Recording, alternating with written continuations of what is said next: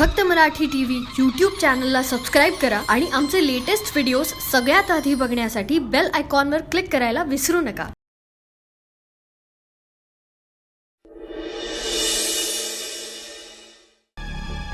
पण काम नाही करणार.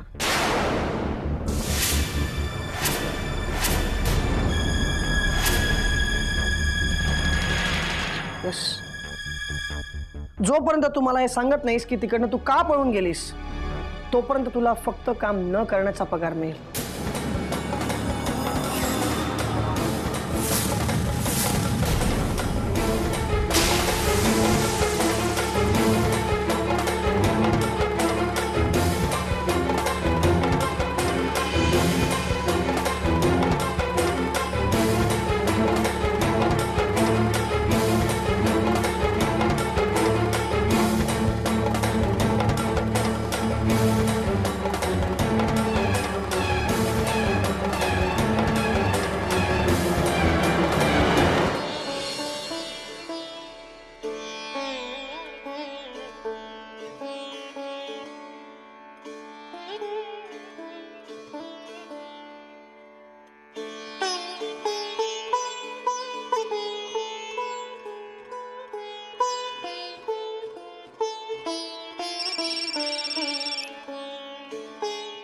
हा बोल मावशी.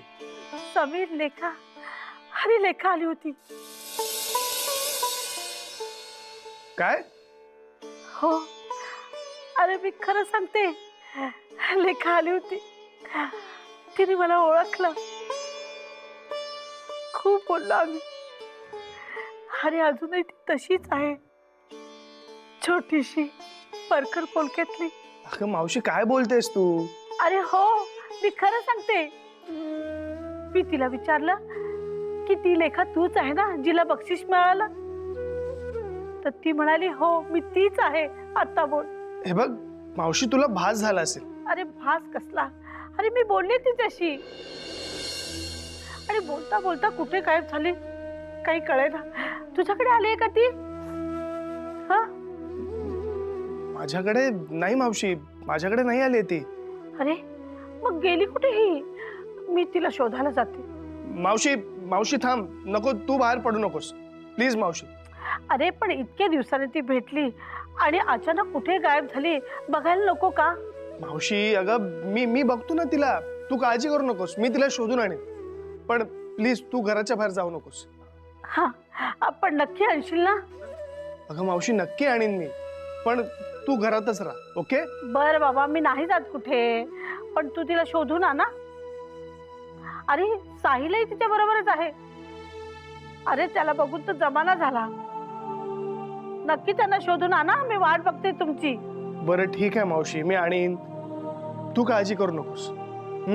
हा, ठेव मी फोन. हो मावशी, फोन ठेव.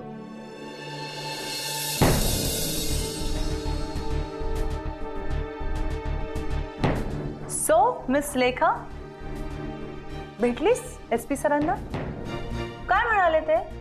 काही नाही. काय नाही म्हणाले? अगं तूच मला म्हणालीस ना की तुला इथे त्यांनी जॉब ऑफर केलाय म्हणून. हो केलाय, पण मीच अजून ठरवलं नाहीये की मला इकडे जॉब करायचा आहे की नाही. ठरवलं नाहीये? अगं तुला चुकून प्राइस काय मिळालं? आपण खूप मोठ्या फॅशन डिझायनर झालो अशी स्वप्न पडायला लागली वाटतं तुला. हा, तसं काही नाहीये. तसं काय नाहीये मग कसं? अच्छा, म्हणजे फॅशन वर्ल्ड मधल्या सगळ्यात मोठ्या कंपनीने तुला एक मोठी ऑफर दिली आहे म्हणून जास्त मास करतेस का? आणि तुला जर असं वाटत असेल की यापेक्षाही मोठी ऑफर तुझ्याकडे चालत येईल तर प्लीज हा गैरसमज नको करूस. कारण ही जी ऑफर तुला आली आहे ना ती सुद्धा तुला नशिबानेच मिळाली. त्यामुळे उगाच माझ्या समोर तोरा दाखवू नकोस, कळलं? मी काही तोरा वगैरे दाखवत नाहीये आणि मी खूप मोठी फॅशन डिझायनर आहे असंही मला म्हणायचं नाही. माझं इथे काम न करण्याचं कारण काही वेगळं आहे. ओ अच्छा, आत्ता माझ्या लक्षात येत आहे. नाही म्हणजे आता एवढ्या मोठ्या इंटरनॅशनल कंपनीमध्ये तू कसं काम करणार? नाही तुझ्याकडे शिक्षण नाही, तुला धड इंग्लिश बोलता येईल. एवढ्या मोठ्या क्लायंट समोर तू तू काय बोलणार? तू त्यांना तू कसं डील करणार हाच विचार करतेस ना? तिथे कसं होतं, पूनम मॅडम होती तुला सांभाळायला, पण इथे काय? बरोबर आहे. एक मैत्रीण म्हणून मी तुला एक चांगला सल्ला देते. तू तुझा विचार अजिबात बदलू नकोस. पण 4 चौघांमध्ये हसं होण्यापेक्षा इथून गेलेलीच बरी, हो की नाही? गो. मी एवढं केलं तरी फॅशन इंटरनॅशनल मध्ये हिला एंट्री मिळालीच. आता ही स्वतःच इथनं जायचं म्हणतेय ते चांगलंच आहे, पण समजा हिचा विचार बदलला आणि तिने इथेच जॉब करायचं ठरवलं तर? लेखा, तू समजा परत आलीस तर मी तुला इथे टिकू देणार नाही. काय वाटेल ते करेन, पण या कंपनीतून तुला कायमचं हाकलून देईन. हे नीताचं चॅलेंज आहे तुला.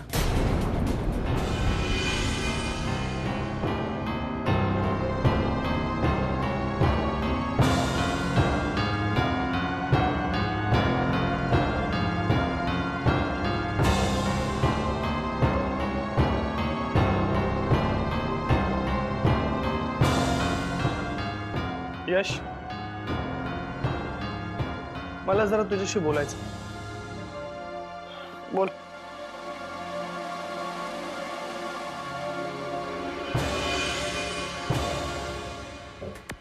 यश, मगाशी तू जे लेखाला बोललास त्यावर ठाम आहेस? ऑफकोर्स. तुला माहिती आहे मी जे बोलतो ते करतो. मग मी तुला एक रिक्वेस्ट करायला आलो. तू तुझ्या डिसिजनवर पुन्हा एकदा विचार कर. म्हणजे काय करू? लेखाला माफ करू? तिने माझ्या बाबतीत जे केलं ते विसरून जाऊ?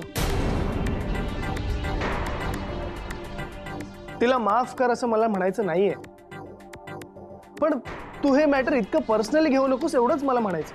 पर्सनली नको घेऊ.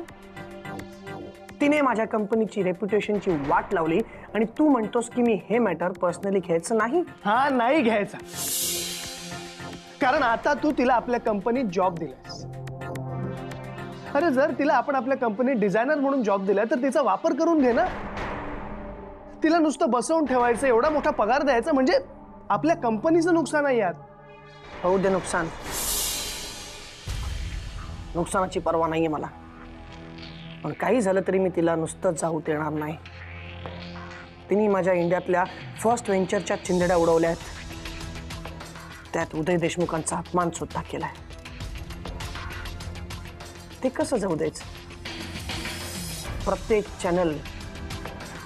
चॅनलनी हा इश्यू किती हॉट करून ठेवलाय हे माहिती आहे तुला? पाहतोयस ना तू?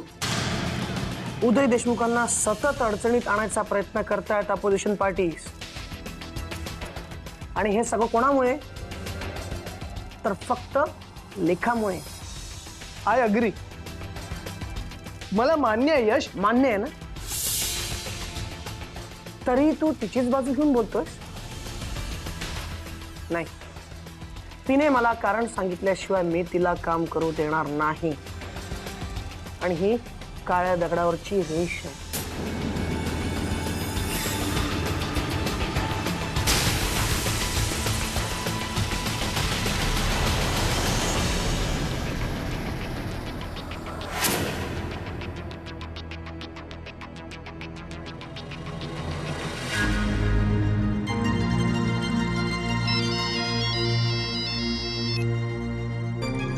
हॅलो, काय रे? एवढा उशीर का झाला? कधीची वाट बघतोय तुझ्या फोनची. काय करणार साहेब, पूर्ण माहिती हातात आली नव्हती ना. अर्धवट सांगितली असती तर परत तुम्ही भडकला असता. ठीक आहे, आता मुद्द्याचं बोल. साहेब, त्या लेखाची पूर्ण माहिती काढली मी. तिला एक भाऊ आहे. एक भाऊ? होय साहेब, पण तुम्ही म्हणता तशी ती अनाथ नाहीये. तिची आई आहे दुर्गा देशमान्य नावाची.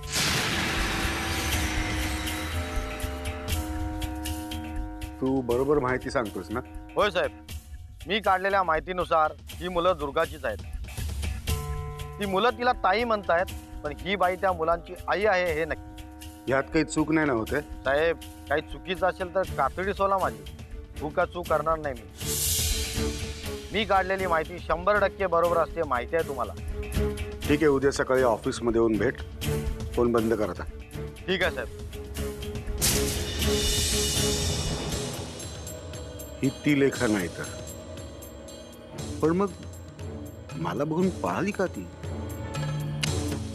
पुन्हा फिरून त्याच प्रश्नावरती अडकतोय आपण.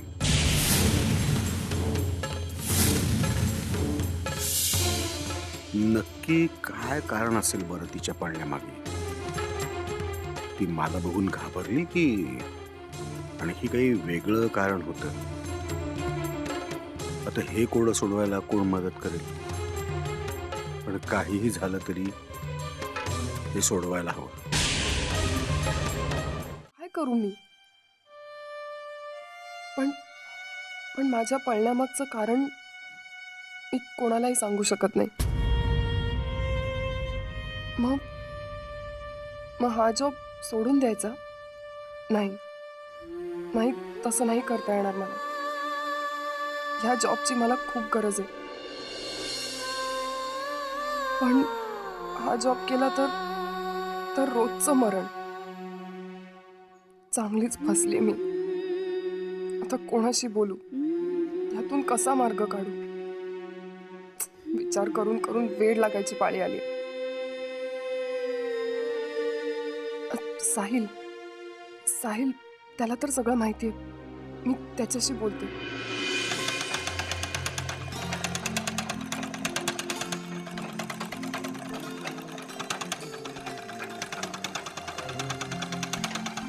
साहिल, काय चाललंय तुझं? काय म्हणजे गेम खेळतोय. सतत गेम खेळ नुसते. हा मोबाईल आल्यापासून तुम्हा मुलांचं लक्षच लागत नाही. कशा गेम खेळतात नुसते. अरे आयुष्यात अभ्यास करायचा असतो, लक्षात आहे ना तुझ्या? हो ग ताई, कळतंय मला सगळं. उगाच लेक्चर नको देऊस. ते दिसतच आहे काय कळतंय ते. हे लेखाताईचा फोन आहे. हा लेखाताई बोल. साहिल साहिल अरे इकडे खूप मोठा प्रॉब्लेम झालाय. काय ग, काय झालं? साहिल, आमच्या कंपनीचे मालक आहेत ना, यश राजीव, हा. ते मी त्या दिवशी प्राइज न घेता का पळून गेले याचं कारण विचारताय. आणि जोपर्यंत मी त्यांना ते उत्तर देणार नाही तोपर्यंत ते मला कुठलंही काम करू देणार नाहीत असं त्यांनी ठरवलंय. काय करायचं ठरवलंयस तू? मला काहीच कळत नाहीये काय करू. साहिल बघ ना, आता मी त्यांना कसं उत्तर देऊ? मी त्यांना नाही सांगू शकणार की मी त्या दिवशी तिकडनं का पळून गेले. आणि जोपर्यंत मी त्यांना हे सांगणार नाही तोपर्यंत ते मला काही काम करू देणार नाही.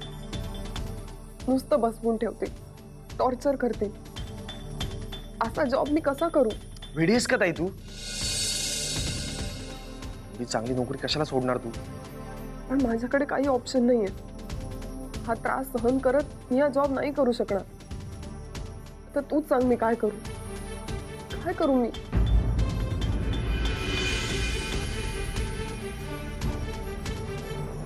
ताई, एक आयडिया आहे. तू एक काम कर. तू असं सांग की तुझ्यासमोर तुझी कंपनी हारली म्हणून तुला वाईट वाटलं आणि म्हणून तू प्राइज न स्वीकारता तिथून पळून गेलीस. हा, असंच सांग तू. पण साहिल, असं खोटं बोलायचं म्हणजे? अगं, कधी कधी खोटं बोलावं लागतं. आणि तू पूर्णपणे थोडंच खोटं बोलतेस.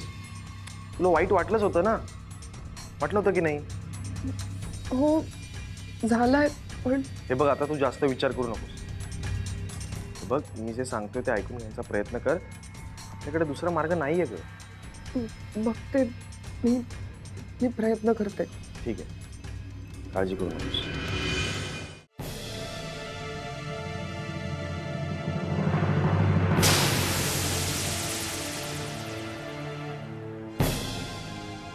साहिल, तुझं आणि लेखाचं बोलणं ऐकलंय मी.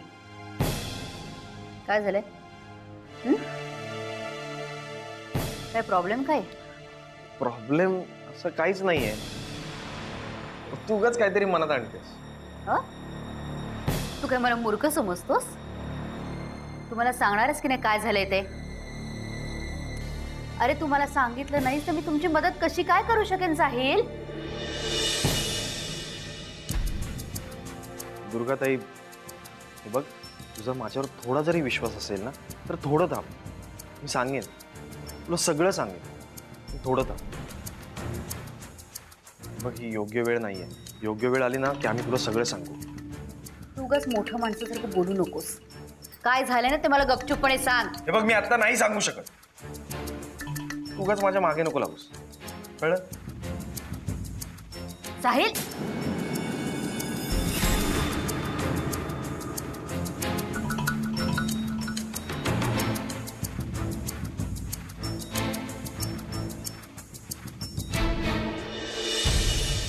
लेखा या कंपनीत राहील असं मला नाही वाटत. आणि समजा राहिलीच तरी तिला त्रास देऊन ही कंपनी सोडायला कसं भाग पाडायचं हे मला माहिती आहे. फक्त भीती एवढीच आहे की ती पुन्हा पुन्हा मॅडमकडे गेली तर कदाचित मॅडम या परिस्थितीत पुन्हा तिला कामावर घेतीलही. नाही नाही, तसं होता कामा नाहीये. लेखाला कुठेही जॉब मिळता कामा नाहीये. काय करू? येस, एक मार्ग आहे.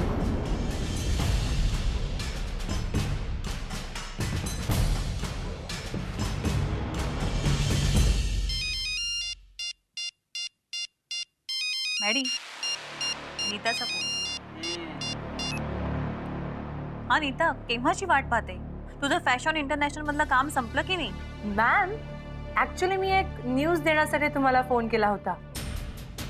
यू नो व्हॉट, लेखाने फॅशन इंटरनॅशनल जॉईन केलंय. आय नो, तुम्हाला ऐकून खूप शॉक बसला असेल, पण आय टेल यू, मला खरंच वाटलं नव्हतं की माझ्या बरोबरीने लेखाला सुद्धा हा जॉब ऑफर.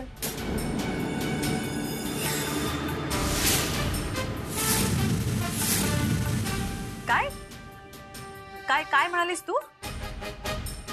तुलाही जॉब मिळाला? करेक्ट ना? अर्थात तू हा जॉब अगदी हसत हसत ऍक्सेप्ट केला असशील. काय? मॅम, मी आता थोडी बिझी आहे, नंतर फोन करते. ओके.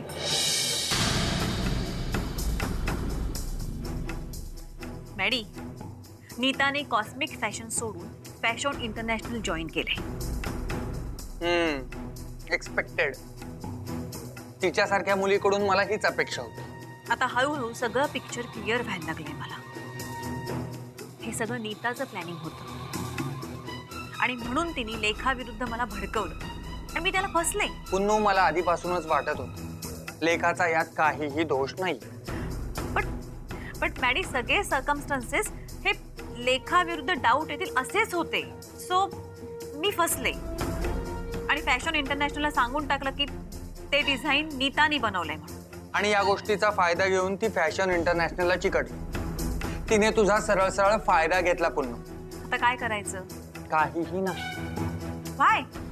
पुन्नू, नीट विचार कर. नीताने फॅशन इंटरनॅशनल जॉईन केल्यामुळे आपला खूप मोठा फायदा होऊ शकतो. कसा काय? कदाचित त्यामुळे लेखा आपल्याकडे परत येऊ शकते.